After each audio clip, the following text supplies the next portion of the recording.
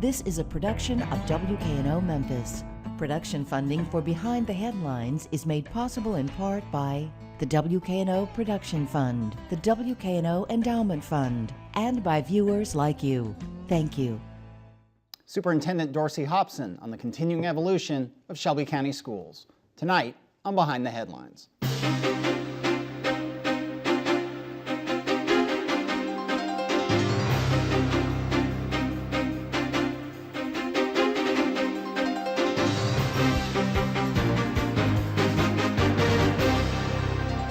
I'm Eric Barnes, publisher of the Memphis Daily News. Thanks for joining us. We are joined tonight by Dorsey Hobson. Superintendent, thank you for being here. Glad to be here as always. Absolutely. And Bill Dries, senior reporter with the Memphis Daily News. We have you for the full show today. Thank you for being here. A whole lot going on, to say the least. There always is. But let me just start. You're heavily into planning for next year, obviously. There's lots of questions about schools, attendance. We'll try to go through a bunch. The biggest challenges you face right now planning for the opening of next year. Yeah, I think with continued questions surrounding enrollment, it just makes it difficult. As you know, we have several pockets of attendance zones where some students may remain with Shelby County Schools, some students may go to municipalities. Some students who live in the municipalities have expressed interest in staying with the Shelby County Schools. So not knowing, excuse me, the exact number of students that we're going to have in these different schools presents challenges, but it also presents opportunities. And those challenges, I assume, they're once the emotions of family members of the students and parents and where we're going to go and that uncertainty. We'll talk through that. Just the staffing and the logistical questions of where are these thousands of students going to go, and the feeding but there's also, and let's start here for no particular reason, the budgeting. There's a lot of money at stake with the question of how many students you're going to have, right? And you're already going to lose a whole lot of money as the municipal school districts break off.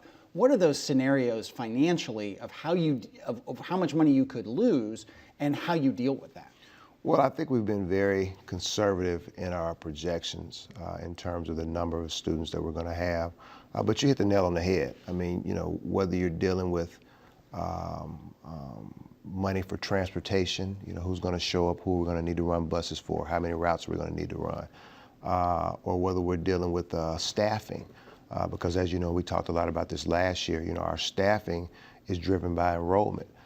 So if you over budget for teachers and the students don't show up, then you're going to be in a situation where you have to surplus a lot of teachers when the school year starts. Conversely, if you underestimate the number of students you're going to have, then you'll be having a mad dash to find teachers when school starts. That's not a good situation to be in, because what the data shows is the quicker you hire teachers, the more likely those teachers are going to be effective. So you want to make sure that you hire early. So just those and just other issues they're just tough to deal with. Yeah. But we've been dealing with tough issues now for a few years. When will you? I don't even know if I can ask this question, but I'll ask it anyway. When will you know what your numbers will be? Well, we really won't know until school starts. Yeah. But we've been working very closely with the municipalities, getting intent forms from students. We actually did a pre-registration at the three schools in Germantown Elementary, Millen High School, and at Bolton High School. And we're doing one out at Lucy in Millington. And what we're saying to parents is, go ahead and register now. You don't have to go through the process when you register in the summer, and then we'll have a better idea of the students. Yeah. So we expect to have probably somewhere about an 80-85% accuracy rating somewhere by the end of the school year. Yeah. And I'll go to Bill in just a second, but the other part of that, you talked about staffing, we talked about budget. The biggest part of the budget for the school system is staff, right? Absolutely. Far and away, and that's teachers. Yeah. Do you end up in a situation, and when you talk about surplusing and having enough or not enough teachers, does that involve paying teachers next year that you may not need? And that, the school systems often get, Memphis, Shelby County, whatever, get this criticism for, we're paying these teachers and they're not working. So is that a possibility going into next year? No, some of the laws have changed dramatically over the last few years as it relates to teacher and staff and tenure or whatever. But if you hire teachers and the students don't show up, and you have to essentially lay them off, then you don't have to pay in that situation. But more importantly than the money, we don't want to disrupt students. Right. You know, if students show up to class, we want them to have a teacher there, a highly effective teacher there on the first day, and stay with that teacher throughout the school year. Right. So we don't want to get in a situation you show up, okay, now we got to hire somebody else, Right. or we got to let somebody go. So, Yeah, and for people that is close to this as the three of us, I should clarify, and you correct me if I'm wrong, what we're really talking about, we're not talking about schools so much in the old Memphis City School District. I mean, if we're talking White Station, I mean, nothing has really particularly changed at White Station in the grant. There's not that uncertainty so much. So it's a little uncertainty. What I should have introduced is the idea that it's these areas of unincorporated Shelby County where students have some choice, and there's some gray areas of whether they're going to go into the municipal schools and the Shelby County schools, right? I didn't mean to create the impression that at Central High School in the middle of Memphis, there's all this uncertainty. There's not. yeah, there are probably 5 or 6 Okay. areas where there's a lot of uncertainty. Okay. Yeah. Okay. I make sure I made that clear. Bill. And Cordova is one of those areas where there has traditionally, before the merger, there was this boundary between city and county schools, and you had schools pretty close to each other on both sides of the divide. You looked at the attendance zone there and decided that for students who now go to Bartlett High School, that instead of proposing a split between Cordova High School and Ridgeway High School, that you would just propose that those students go to Cordova Yes. High School. Yes. That was part of the public input that you heard on this, correct? Yes, and that's one of the things I'm very proud of, particularly from the board standpoint and from the administration standpoint. You know, we've closed schools, we've done all these things, and we've said we're going to listen. And when we listen and people, you know, give better alternatives or more workable alternatives, you know, then we try to be flexible, and be responsive. There were several parents who said, hey, let's not break the cohort up. The initial proposal was send half the kids to Ridgeway, the other half to Cordova. And people said, no, these are kids, they've been together for a long time. There's some research that suggests, you know, the least or the more stable you can be, you know, particularly with your peer groups, it may lead to better results. So that made sense. So we are going to just propose to send all those kids to Cordova instead of breaking the cohort up.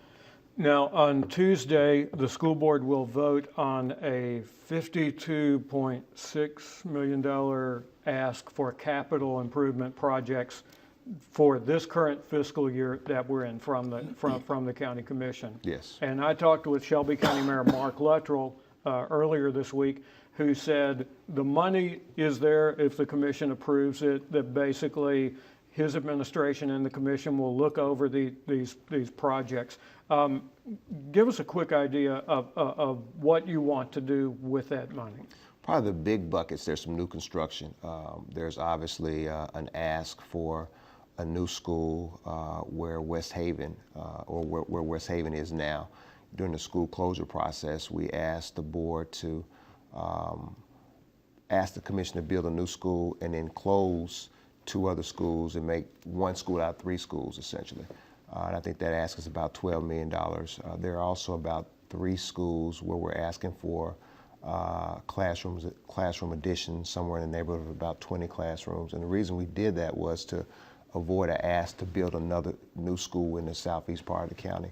I think there's about $9.8 million in new construction and some ADA compliance issues at Germantown High School.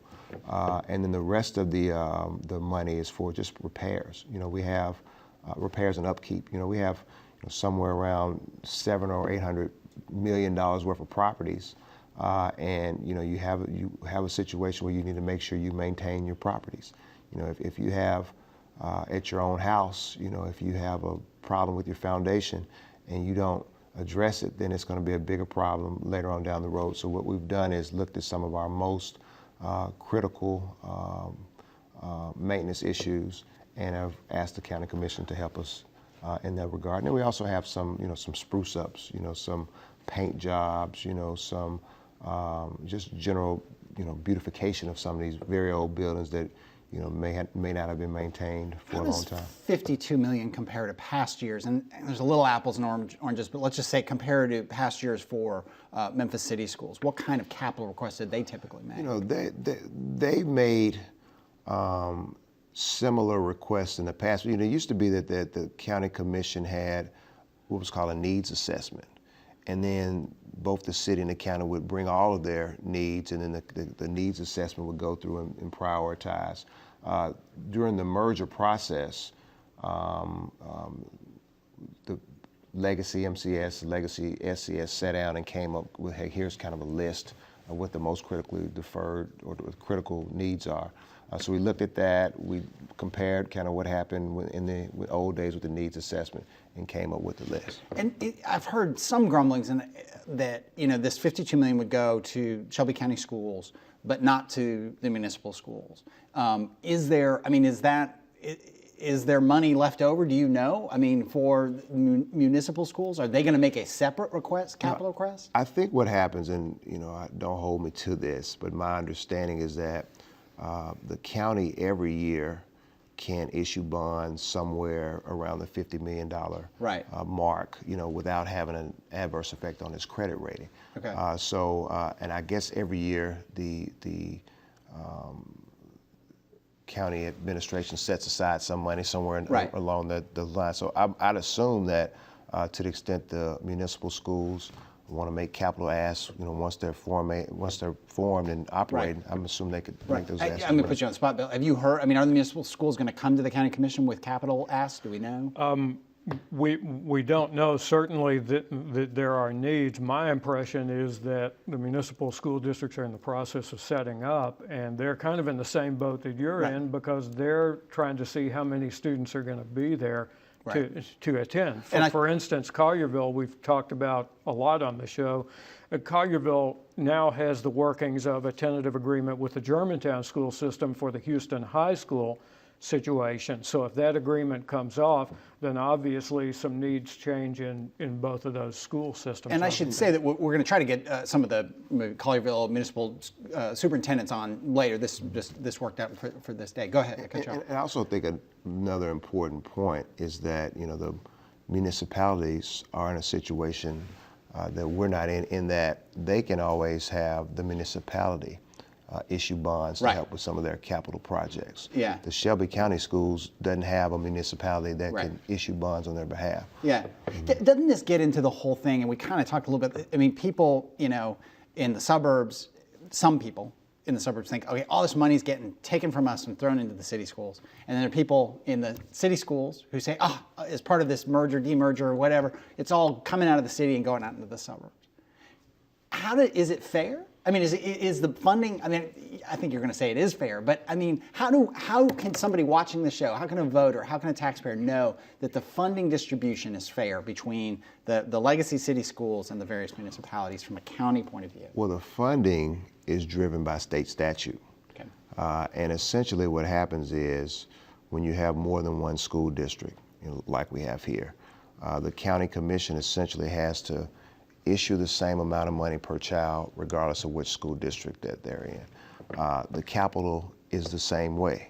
But the reality is that at this point in time, the municipal school districts aren't up and running. So there's not a school district in these municipalities that can ask for capital. But I think also what should be the driver should be need. I mean, I don't, you know, most of the stuff that we're asking for, this is stuff that's long overdue. I mean, again, case in point, Germantown High School. Yeah. You know, we're asking a suburban school. Exactly. We're asking for $10 million. They've had, you know, deferred maintenance needs for a very long time. Yeah. So I think that when you ask whether it's fair, I think it's based on the needs, and I think for every project that we've asked for funding, it's a long-held need. Let's talk other with buildings, and this is almost like attendance zones, school closings. Tell me where we are with it's been an issue for as long as I can remember. It was a big agenda item for I've forgotten his name. The transition plan. No, but even before that, the former superintendent, whose name, Kreiner Cash. Kreiner Cash. Excuse me. How soon we forget. We'll never forget you, though. Kreiner Cash, you know, before the whole consolidation thing came up, he had brought up some 20-something schools on a list. It was a lot. And then everything got distracted by years of this consolidation, deconsolidation. You've put forward a plan to close schools. I mean, that's got to be one of those things that's, you look at cost, you look at the effectiveness, but then you have to look at emotion and history. How do you balance that, and what are your plans for closing schools? Well, the most important factor in my mind that we need to look at is student achievement. And all of the schools that we closed had a history of poor performance. When you take that and you look at just the population trends, I mean, literally, I was driving through North Memphis. There are literally 5 schools within 2 miles of each other. All of the schools were underperforming and all the schools were underpopulated. That's not a recipe for success. And when you look at the numbers and you say, well, we've been doing this for years and years and years, and this is what we've got, or this is the condition that we're in. So what we are being very intentional about is when we close these schools and we combine them, we want to invest additional resources in the form of more teachers, more technology, more academic support. So it shouldn't be about closing schools to save dollars. I mean, I think the total budget item in closing the 9 schools that we closed, 10 schools we closed, was about $3.5 million. And all the emotion and all the heartache that we went through for that, you know, you'd have to put it up on the board to see whether that was worth it just from a financial standpoint. But the opportunity to lift the student achievement in these very impoverished areas, that's what I think the motivation should be. And even as you look at it now, I think that probably over the last 3 years, we probably closed somewhere around 18, 19 schools. There are more schools that need to be closed. How many total, in round numbers, total schools in the city, give or take? Well, we were operating 227 schools, you know, with the combined district. We'll lose about 33. So somewhere probably around maybe 185 or so. So 10 to 20%, 10 to 20% cut over these years. Okay, Bill. You're also making your budget proposal, operating budget proposal for the new fiscal year. And included in that is something that I think is going to probably be the next big change that we're going to see in terms of academic achievement. And that is, you've got, correct me if I'm wrong, is it about $8 million in there for blended learning? Yeah, very excited about that. As part of the budget. And that's putting digital interactive devices in the hands of children at a certain group of schools throughout the system that you haven't picked yet. Talk about blended learning, what that phrase means for parents of children who will be involved in this at the outset. I mean, you know, I'm not a traditional educator, but I mean, I was able to go to Huntsville, Alabama, and they've implemented blended learning, and it was a game changer. I mean, essentially, you give students 24-hour access to their curriculum. You know, what will happen will be, we'll give kids laptops or iPads. They'll have their curriculum loaded on it. And then it's the teacher, you know, obviously you still teach in a traditional way, but the technology supplements the teaching, and then you can take that technology home and either catch up on things that you're not grasping or learn, you know, more than what you were learning in class. The research is just undeniable. It cuts down on behavioral issues, and it just keeps kids engaged. You know, in this, you know, with where we are today in technology. I mean, kids, they're on the phone, they're on the iPad, and just the research shows that almost without exception, you know, kids are getting 10, 12% increases in reading and in math. And I think that with some of the low achievement levels we have, particularly in the city, it should be a game changer. And about how many schools in the opening round would be able to participate in that? We're piloting about 14 schools, and we placed a particular emphasis on schools that were merged. I mean, so in other words, if a school closed and then if a school closed, the receiving school is going to receive this technology. Okay. And it was, and the process was, we asked principals, because we wanted people to buy in, so we asked principals to apply. So I think we received about 36 applications throughout the district. You talk about changes in education and curriculum and so on. Common Core, it's coming. I think, you know, it's a national movement, and it's once celebrated by a whole lot of folks and really feared, if not vilified, by a lot of folks. I mean, there's an effort in the state legislature right now to stop Common Core. Governor Haslam is fighting on that, very hard. We had him on the show a couple weeks ago, a month ago, and he talked very passionately about Common Core and how that needs to go forward. I think you're a big supporter of Common Core. Why is Common Core important to the school system?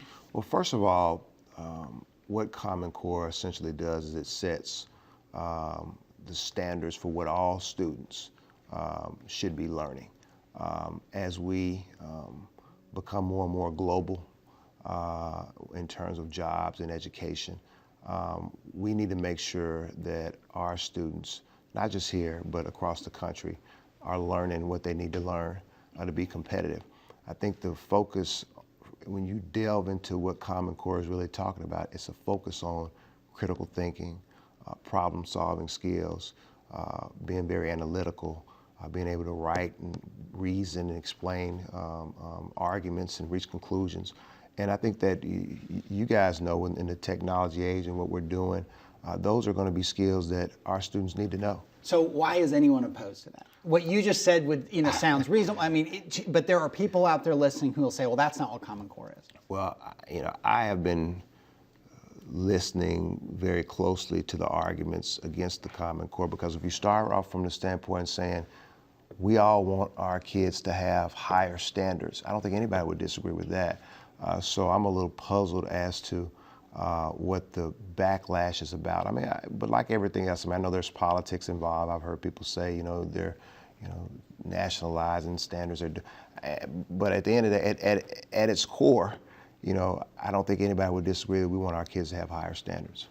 So if the legislature approves this, it goes to Governor Haslam and he vetoes it, and the legislature overrides the veto, and Common Core is on hold for 2 years. Do you seek a waiver from the state? I raised that with the board. I mean, that's what I'd like to do, because, we've spent 3 years and millions of dollars getting ready for this shift. We are already in many of our schools have rolled out Common Core, and people are teaching in that manner anyway.